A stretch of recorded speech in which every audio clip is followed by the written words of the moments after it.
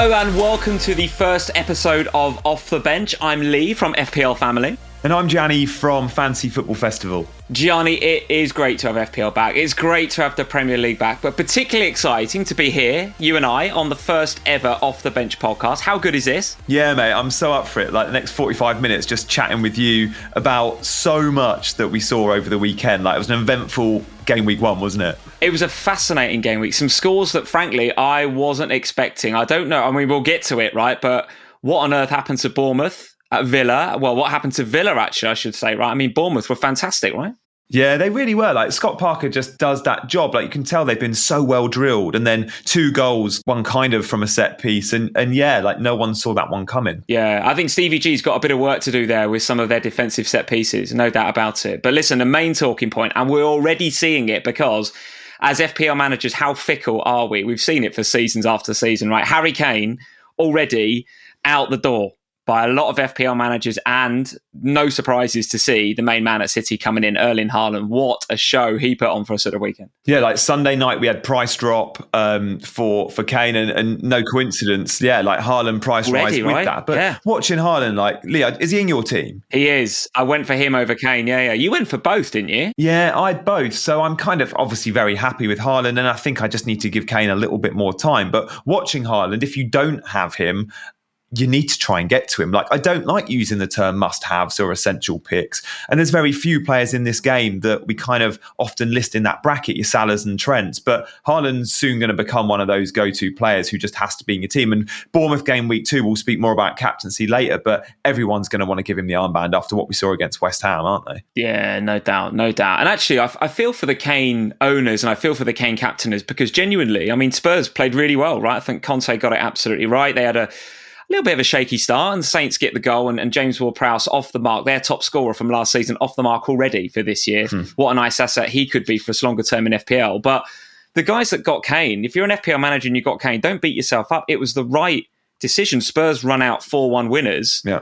But it just wasn't the right outcome, you know. So how do you feel now as a Harry Kane owner? I know you've got Haaland, so you're not going to move to him, but is Kane a stick now? Is he a sell, a buy, a hold? What are you doing? Yeah, it's a tough one. I mean, I bought Kane for the very good fixtures. Yeah, it's Chelsea game week 2, but from game week 3, the fixtures look so good. And I bought him for all the right reasons. Yeah. Very good pre-season, look sharp, Spurs are flying. You know, when do Spurs score 4 goals and Kane isn't involved? Like, I feel like that's just a little bit unlucky, and you just keep with it. But there is other forwards in the game that, of course, are catching my eye. Like, we saw Mitrovic have an amazing weekend, but also in the same fixture league. Good, right. About Darwin, like I could very easily go Kane down to Darwin. I left that third Liverpool spot free. So, you know, he got 40 minutes. He had the highest non-penalty XG of any player in the game in 40 minutes across all 20 teams. He's unreal. I'd like to dig into Darwin a little bit, if that's okay with you, because I know you and I spoke quite a bit over the summer, and I know you were very keen to have him in your game week 1 draft. And I kind of can't help but feel bad because I kind of put you off a little bit. I think I said on Twitter, well, I don't know if he's going to start game week 1. I think it's going to be Bobby. Yeah.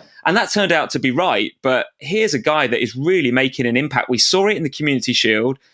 We saw it against Fulham in the way that he came on and changed the dynamic of that team. I think we're in for a bit of a Darwin revolution at Liverpool because the way that he plays in comparison to Bobby Firmino is very different. We were seeing that, right? What did you make of his performance overall? Were you impressed as I was? Mate, I love a touch map, right? And obviously with Bobby's touch maps, you expect him to be very deep, and you see always Salah more advanced, usually whoever's on the left way more advanced than Bobby. Seeing the touch map of Darwin, it's just like completely different. And you see those maps and you go, wow, this Liverpool team is built different round Darwin. Like, it will change the way they play. And I'm really interested to know how this might eventually take some of Salah's points away from him, because what we're seeing with Darwin is he's just a big chance hogger, isn't he? Everything falls his way. Now, I'm sure him and Salah are going to get loads of combinations together, but at the same time, you do wonder if Darwin will become like the go-to Liverpool captaincy option. Well, do you know what? I can't help but feel a bit like that. And I don't want to be, here we are knee-jerk reacting to game week 1 and going, oh, maybe Salah's not quite such a good option. That's absolutely not what we're saying, I don't think. But what we are saying is that Darwin is going to change, I think, the way that Liverpool team is set up. I mean, obviously, I've watched as a Liverpool fan, a lot of Liverpool over the last few seasons. Firmino is a very different player, right? As you suggested, Gianni, you're right. The touch map, if you look at it from the weekend against Fulham, he's kind of halfway between the halfway line and the opposition goal. So what does that tell you? That means that he's dropping deep a lot of the time, trying to move centre-halves around, very intelligent with his running.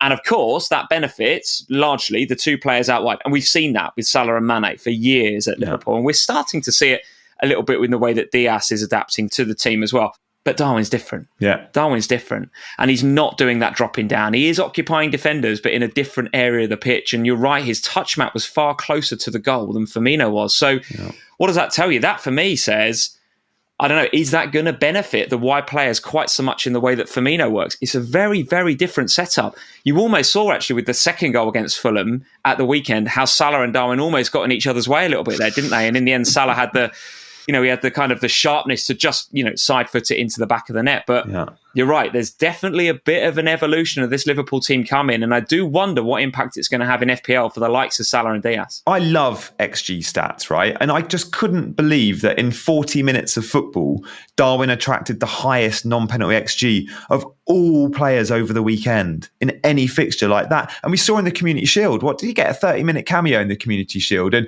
came on and straight away, big chance after big chance against Man City, very good defence. Like, I just feel like he's going to be a real poacher. We've been blessed. Like, we now have Darwin and Haaland who are going to give this to us in the FPL game. Like, it's a nice choice to have, and we can't have them all. But at some point, we're going to want both those number 9s in our team, aren't we? And if we have Salah as well, that makes me think there's going to be a lot of teams with those 3 premium attackers, not 2. So do we need to start looking at how we're shifting money out of the defence for those that have gone big at the back? Or if you've gone big at the back, do you just go, no, the likes of Robbo and Trent and Perisic will start to deliver, give them time? Well, I think we're already seeing what we thought we'd see over the summer, Gianni, which is there are so many good premium options in FPL this season. And I hope that's going to make for quite a differentiated game. I hope it's going to make for a lot of different looking teams as we go forward, because look, Arsenal look good as well. We'll talk about them in a second. Yeah. The big at the back strategy, as you suggested there, do we want to take money out of that to fund the likes of Darwin? Well,